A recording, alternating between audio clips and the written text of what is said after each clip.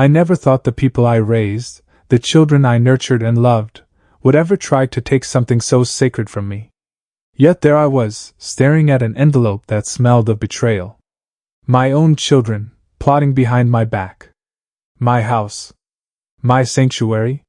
The home I built with my hands, with my sweat and my tears. They had tried to sell it while I was still alive. Hi, my name is Robert Hayes. I'm 67 years old, and I've spent my life building a home and a family I thought would always honor me. This is my story, a story of trust, love, and betrayal. Before we dive in, I want to say, if you love real-life emotional stories, subscribe to my channel, comment where you're watching from, and share your own experiences. Your stories matter, and I read every single comment. I remember the day my wife passed. It was quiet, the kind of silence that presses against your chest. She had been my anchor, my best friend, my partner for 42 years.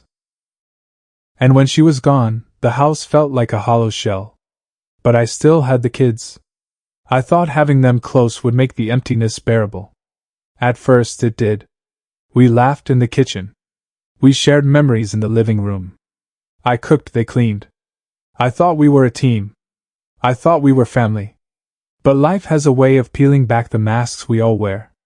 I started noticing small things first. Bills paid late. Strange phone calls. Whispered conversations that ended the moment I walked in the room. At first I brushed it off. I was grieving. I told myself I was imagining things. Then one day I found it. The envelope, tucked under the doormat like it didn't belong to me. My name was written on it in a handwriting I knew well. My own children. I opened it with shaking hands. The documents inside were official. Property contracts. Sale agreements. Offers. All for my house. All made without my knowledge. I couldn't breathe. I sat down in the living room, staring at the papers. Every photograph on the wall, every piece of furniture I had saved for years, every corner I had cleaned and painted with love, suddenly felt like it belonged to strangers. My own children, the ones I had guided, protected, and supported, had tried to take it all. I remember the night I confronted them. I had called them to the kitchen, tried to keep my voice steady. Why? I asked.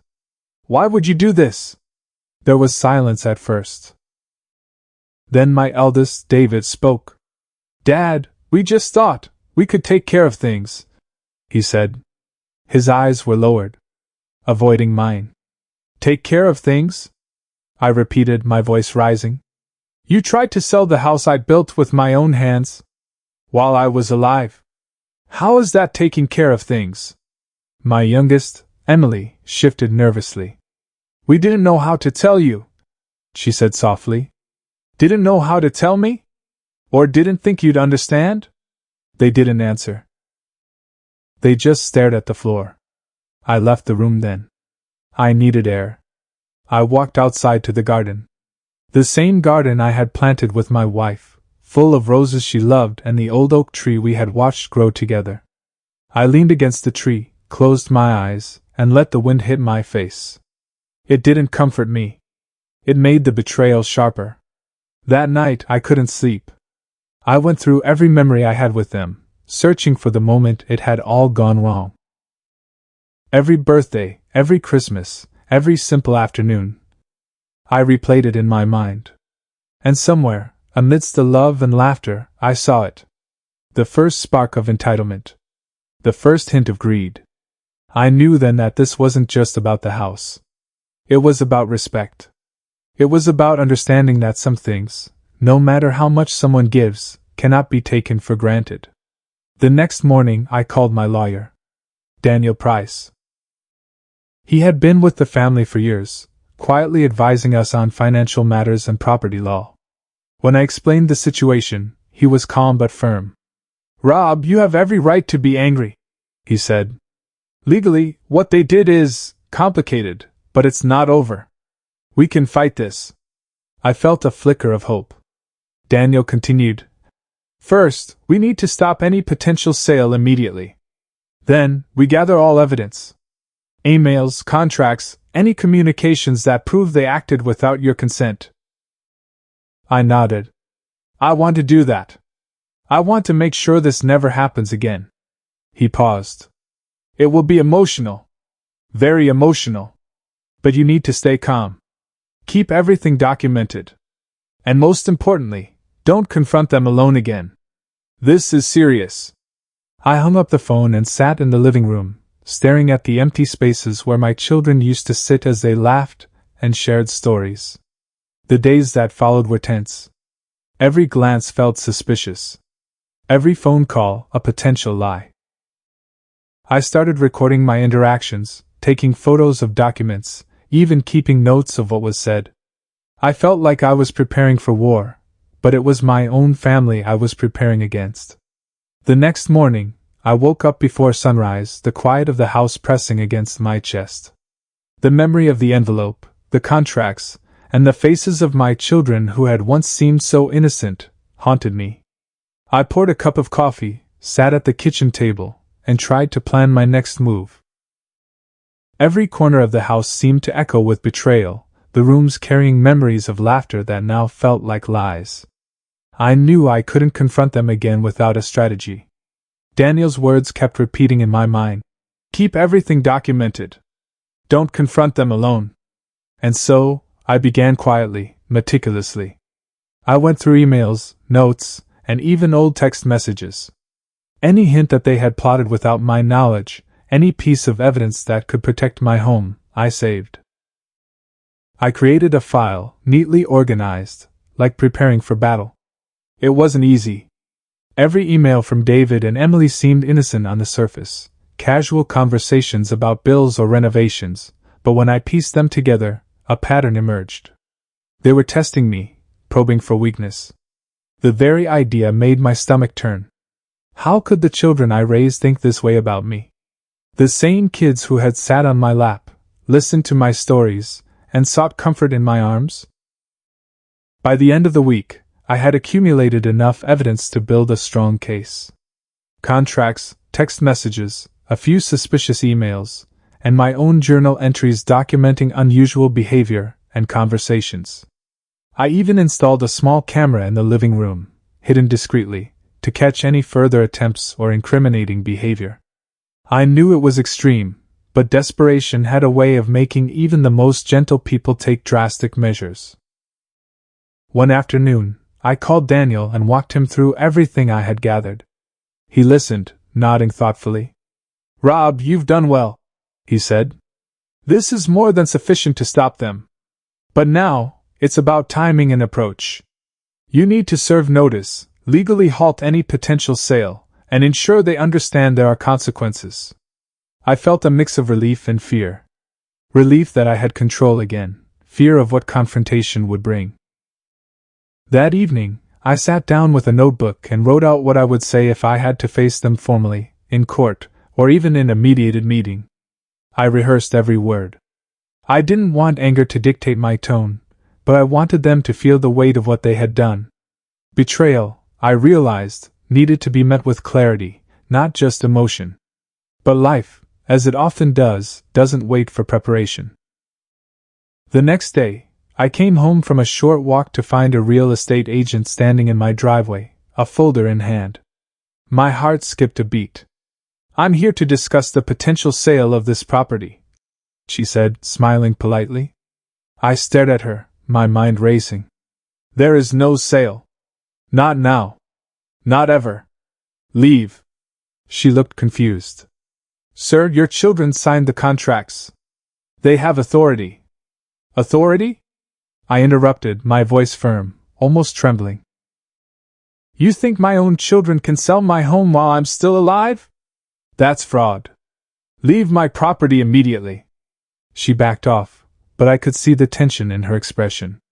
The sight of her walking away didn't comfort me. It confirmed my worst fears. My children had gone too far. They were serious about this. And they had no remorse. That night, I confronted David and Emily in the living room. This time, I didn't yell. I didn't cry. I spoke with the calmness of someone who had been wronged and was ready to defend themselves. Did you call a real estate agent to discuss selling my house? I asked, my hands resting firmly on the table. David hesitated, then nodded slowly. We thought it would be easier to handle things ourselves, he said. Handle things?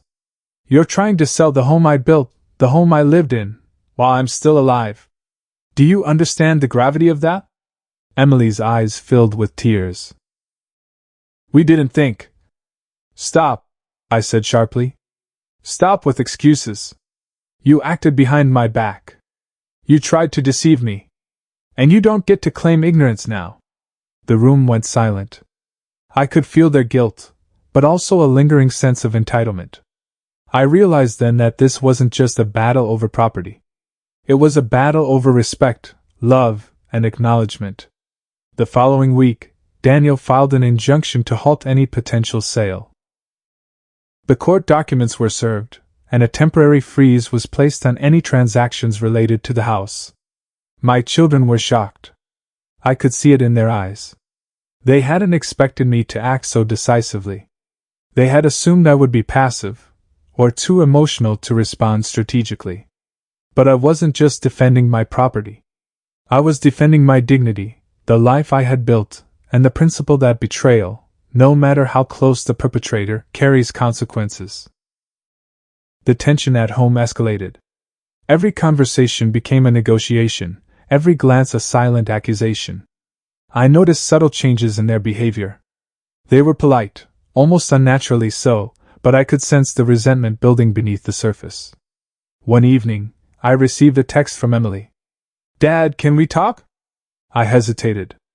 Part of me wanted to ignore it, to let them feel the weight of their actions. But another part, the part that had always believed in family, believed in redemption, made me agree. We met in the living room. I sat in my favorite chair, the one I had shared with my wife countless times, and waited. Emily spoke first. We never wanted to hurt you, she said softly. Intentions don't erase actions, I replied. You need to understand that trust, once broken, requires more than words to repair. She nodded, tears streaming. We were scared about the future. About money, about security. We thought. Thought? I interrupted gently. Do you know what it feels like to be betrayed by the ones you raised, the ones you nurtured? You didn't think about me at all. Her shoulders shook. We didn't, we made a terrible mistake. I stared at her, my heart torn. The anger was still there, burning, but beneath it, a faint hope flickered. Maybe they could understand. Maybe they could learn. But understanding alone wouldn't fix what had been done. It wouldn't erase the attempts to sell my home, the lies, the deception. I realized that boundaries had to be set. Consequences had to be enforced. Love alone couldn't undo betrayal. Over the next few days, Daniel and I worked tirelessly to secure the legal standing of my property. Every email, every signed contract, every piece of evidence was meticulously documented. We prepared for the inevitable court hearings. My children, despite their apologies, remained on edge. They knew the fight was far from over, and I could see the fear in their eyes. The first time they had truly understood that actions have consequences. As the sun set on the house I had built, I sat in the garden, the air cool and calm. The roses my wife had planted swayed gently in the evening breeze. I realized that this battle was only the beginning. It wasn't just about property, or money, or even betrayal. It was about teaching respect. About teaching that love, no matter how unconditional it seems, does not mean permission to harm. And I was determined. I had survived loss before, and I would survive this. This house, my home, my sanctuary, would remain mine. And more importantly, I would ensure that my children understood the weight of their actions, the value of trust, and the boundaries of love. Because family doesn't mean permission to betray. The next morning, I awoke to the sound of my phone buzzing incessantly. It was Daniel. I answered quickly, my heart pounding.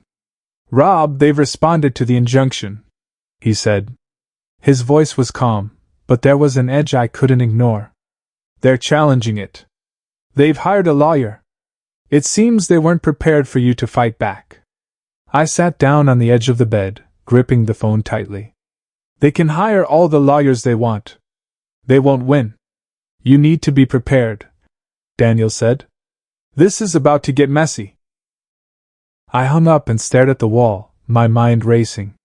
For weeks, I had been preparing, gathering evidence, documenting everything.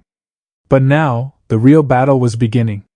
A battle not just for my house, but for respect, for acknowledgement, for the principle that betrayal, even by family, cannot go unchallenged. By mid-morning, Daniel arrived at my home. Together, we reviewed the files one more time. Contracts, emails, notes, even recordings of conversations that hinted at the attempt to sell my house. Every piece of evidence was organized, detailed, and ready. Rob, Daniel said, looking at me intently, I know this is emotional. But stay focused. Keep your composure in court. Don't let anger dictate your words. We need them to see the facts clearly. I nodded. I'll stay calm. But I won't back down.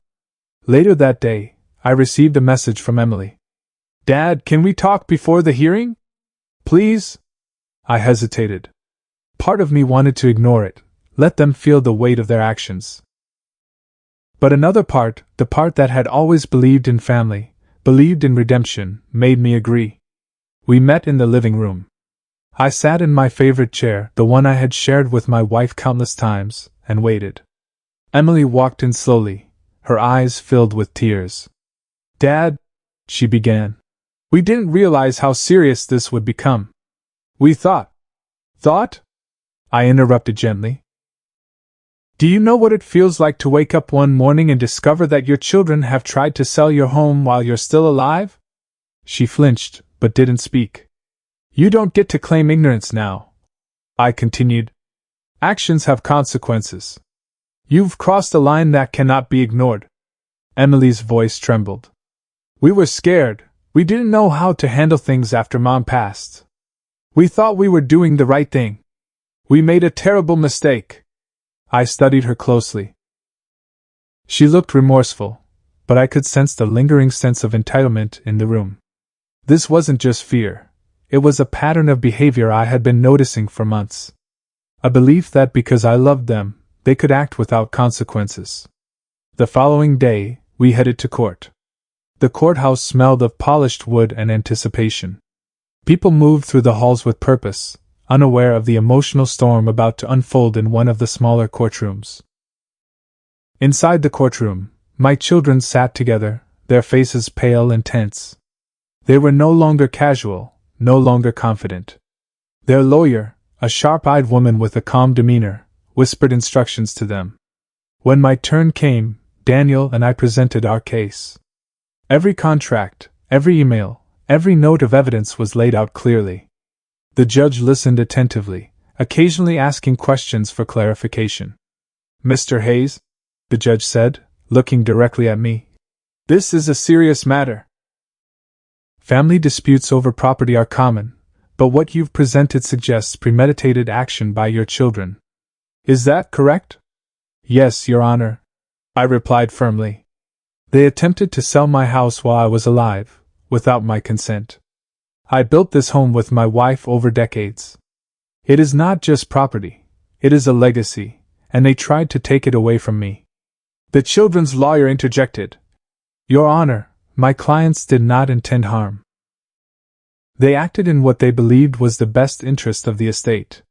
I looked at them. The children's eyes lowered, guilty but still defiant. I realized then that this was more than legal arguments. This was a test of character, a test of integrity, a test of whether they understood respect. After hours of testimony, the judge adjourned for deliberation. As I walked out into the courthouse lobby, I felt a strange mix of exhaustion and relief. At least I had spoken my truth. At least I had presented the facts. The outcome, while uncertain, was no longer entirely out of my hands. The following week, the judge ruled in my favor. The injunction was upheld, and any attempts to sell the property without my consent were permanently blocked. My children were ordered to attend family mediation sessions and legal counseling. I felt a weight lift off my shoulders. Victory, yes, but more importantly, clarity. Betrayal had been confronted, boundaries had been reinforced, and the house, the heart of my family, was secure. Yet, the emotional battle was far from over. At home, every interaction was colored by the tension of the recent events. My children were polite, almost unnaturally so, but I could sense the resentment simmering beneath the surface. One evening, Emily approached me again. "Dad, I want to understand. I want to make things right," she said. I studied her. Part of me wanted to forgive, part of me wanted to hold them accountable for the pain they caused. "Understanding alone isn't enough," I said. "Actions speak louder than words. You need to show through behavior, through respect, through acknowledgement that you've learned from this. Only then can trust begin to rebuild." Over the next few months, subtle changes began. Small gestures of responsibility, acknowledgement of past mistakes, and a genuine attempt to respect the home and its rules. It wasn't perfect, and it wasn't immediate, but I saw glimpses of growth, glimpses of understanding, glimpses of the family I had once known. Sitting in the living room one evening, I reflected on the entire ordeal. The house was still my sanctuary. My memories remained intact. But more importantly, I had stood my ground. I had enforced boundaries. And I had reminded my children, in no uncertain terms, that love does not excuse betrayal. This battle was far from over emotionally. Healing takes time. But the first step had been taken: respect, acknowledgement, and the principle that some lines, once crossed, require accountability. And as I looked out the window, watching the sun set over the garden my wife and I had tended together, I realized something important. Strength is not measured by property or possessions, but by standing firm for what is right, even when it hurts the people you love most. After the court ruling, I thought perhaps the storm had passed. But I quickly realized that legal victories didn't heal emotional wounds. The house was safe, yes, but the air inside felt heavier than ever. Every interaction with David and Emily was a careful dance. Words were measured. Smiles were cautious. Silence filled the spaces where laughter once belonged. I spent more time in the garden those days, tending the roses my wife had planted. Their fragrance, once comforting, now felt like a reminder of what had been broken. And yet, in the soil, in the act of nurturing life, I found a small sense of peace. It reminded me that even when betrayal strikes, life continues, and so must we. Emily approached me one evening while I pruned the roses. She held a small notebook in her hands, one she said she had kept during the past months. "Dad, I want to show you something," she said, her voice trembling. I looked up cautiously. "I wrote down everything I felt, everything I realized," she continued. "I know it won't erase what we tried to do, but I want you to understand that I see now the mistakes we made." I took the notebook gently, flipping through the pages. Her words were raw, emotional, and surprisingly honest. She spoke about fear, confusion, and the weight of loss after their mother's death. She admitted how entitlement had clouded their judgment, how they had thought I would forgive blindly. Reading her words, I felt a mix of relief and sorrow. Relief that she was finally understanding the consequences of her actions. Sorrow that it had taken so much pain for her to reach this realization. David, however, remained distant. His remorse seemed half-hearted, hidden behind excuses and defensiveness. He still believed that his actions were justified, that his sense of entitlement had some grounding. I realized then that teaching him a lesson would require more than conversation. It would require demonstration, showing the cost of betrayal and the value of respect. I began implementing subtle boundaries in the house. Not out of spite, but as a reminder that actions have consequences. Certain rooms were off limits without permission. Certain responsibilities had to be respected. I assigned tasks and duties to both children that reflected accountability, emphasizing that privileges came with responsibility. The tension escalated. David would mutter under his breath when assigned chores. Emily, though repentant, struggled to adjust to the new rules. But gradually, patterns began to shift. They realized that respect and trust had to be earned, not demanded. One night, I overheard a conversation between them in the living room. "We never thought Dad would actually enforce boundaries," David said quietly. Emily sighed. "We thought he'd just forgive and forget. But he's serious this time. He won't let us take advantage anymore." I leaned against the wall, listening. Part of me felt vindicated. The realization in their voices was the first acknowledgement of the lesson they needed to learn. But life, as always, demanded more tests.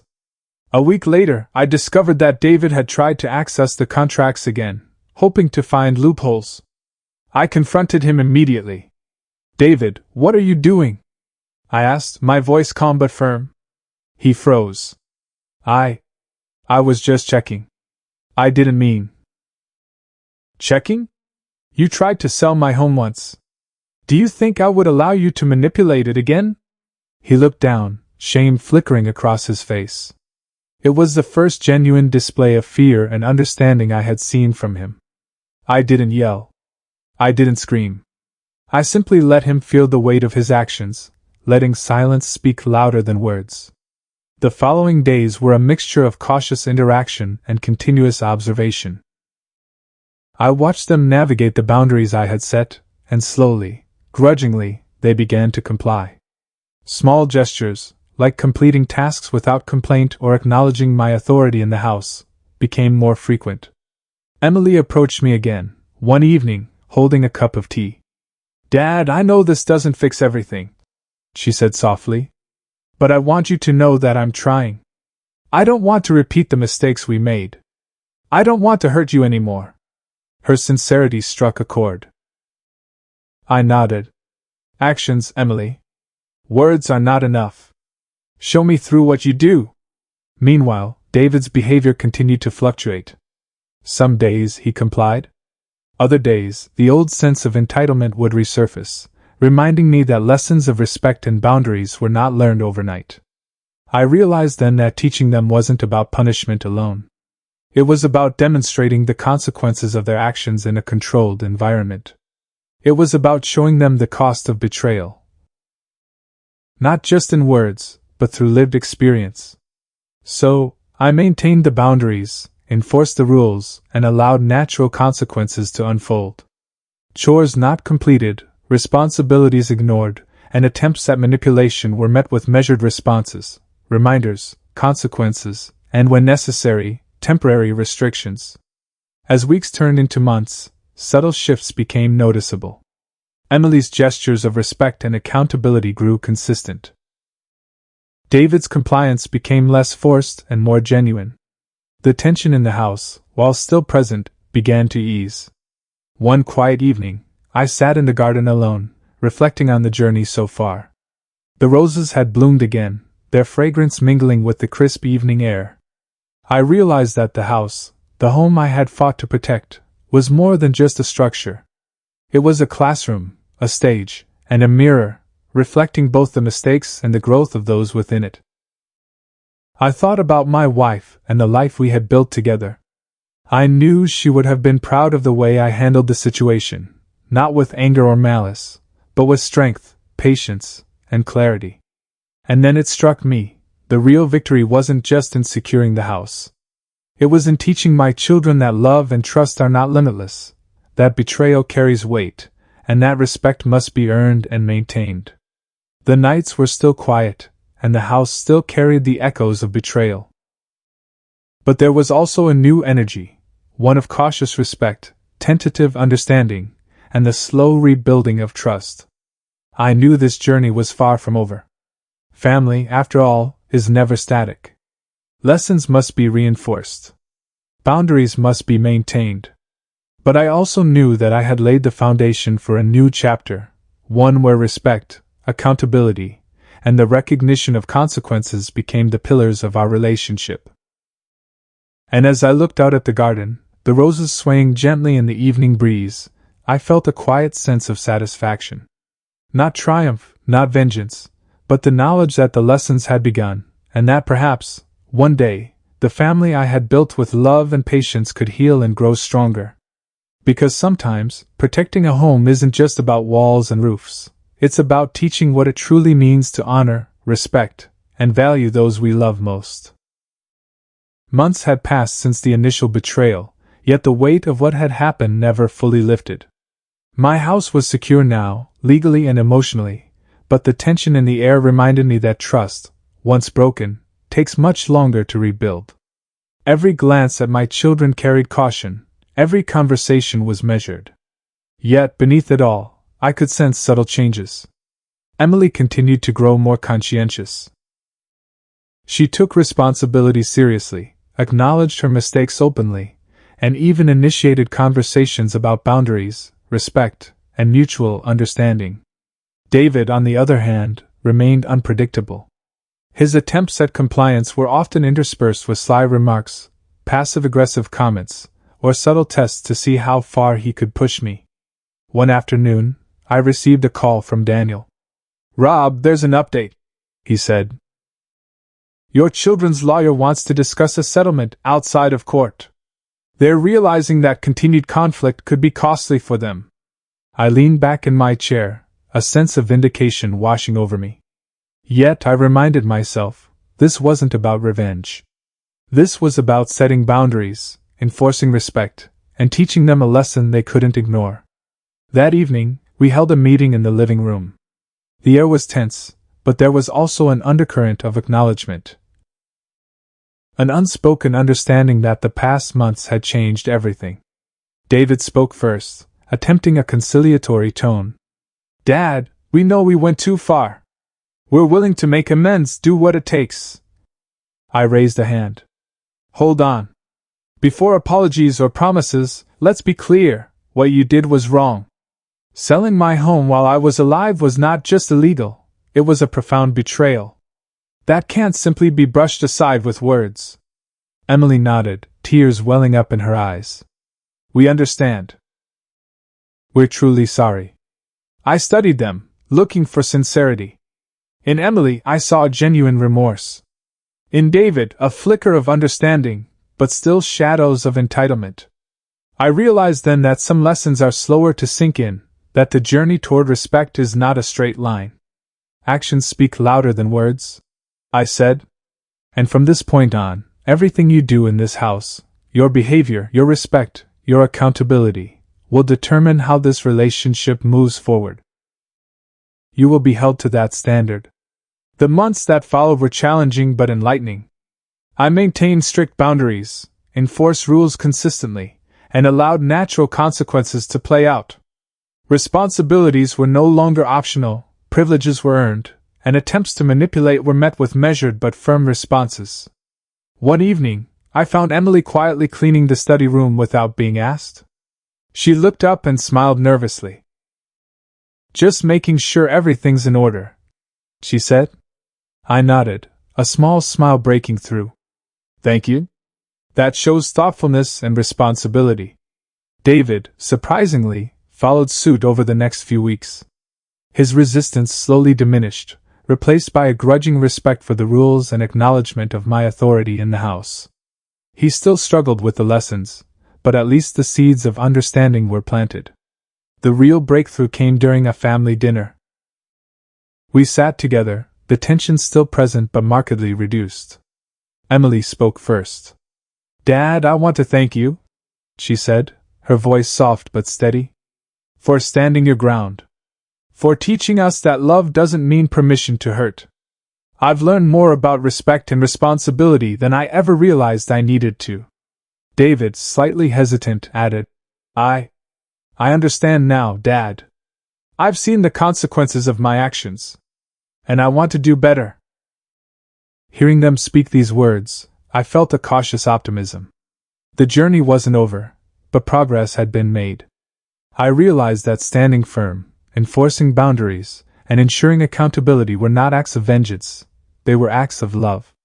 Acts of protection for both myself and the family I still hoped could grow stronger. Weeks later, a quiet evening found me in the garden, reflecting. The roses swayed gently in the breeze, and the sun dipped low, casting warm light across the lawn. I thought about my wife and the life we had built together.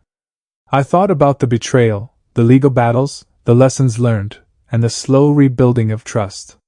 And then it struck me, this house, this sanctuary, was more than just bricks and walls. It was a living classroom, teaching lessons about respect, trust, accountability, and the consequences of actions. And in that lesson, there was hope. My children, despite their mistakes, were beginning to understand. They were beginning to see that love is not limitless when it allows betrayal. That respect is earned, not assumed. And that family, while complicated and sometimes painful, is worth protecting and nurturing with integrity. One evening, David came to me quietly. "Dad, I want to make things right," he said sincerely. I nodded, feeling a sense of closure, but also awareness. "It's not just about words, David. It's about showing through actions. Keep proving it every day." Emily smiled softly. "We will, Dad. We've learned. And we'll keep learning." The house, once a battleground of betrayal and tension, began to feel like home again. Not perfect, not entirely healed, but moving toward restoration. And in that restoration, I found peace, not just in protecting my home, but in knowing that lessons had been learned, boundaries had been respected, and respect had been rebuilt. Looking back, I realized that life is full of challenges, even within our own families. Betrayal, greed, and entitlement can arise unexpectedly, but standing firm, maintaining boundaries, and enforcing accountability can transform even the deepest wounds into lessons of growth. I still carry the memory of the initial betrayal, the shock, the fear, the sadness. But now, I also carry a sense of strength, clarity, and cautious hope. I have protected my home, my sanctuary, and most importantly, I have taught my children a lesson that will shape their lives and our family for years to come. And as I sit in the living room, the evening sun casting warm light across the furniture, I whisper quietly to myself, "Love is precious, trust is fragile, and respect is everything. Never let anyone take what you built, and never let betrayal go unanswered." The journey continues, but the house stands firm, as do I. And my children, finally, are beginning to understand the weight of their actions, and the value of what they almost lost.